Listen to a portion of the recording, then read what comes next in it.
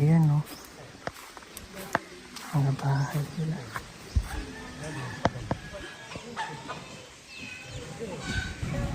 Uy, may bata sa loob. Meron kasi kaming nakitang bata dito sa bahay ko po na. Ayan, no? So ito po ay bahay ng isang mangyan dito po sa bundok. Hello! Oh, pwede ang pumakyat? Okay. Tingnan niyo po yung ano nila, yung hagdanan. Kaparehas ng hagdanan ni Nanay Lorna noong, yan o, yan, 1, 2, 3, 4. So ganito rin yung hagdanan ng mga katutubo sa Mindanao. Sige, akit ako dyan, ha?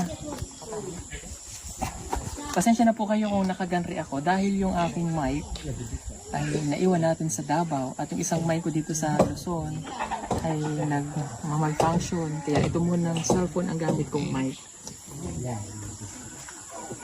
Pwede ako dyan? Opo. Oh, wow. Okay.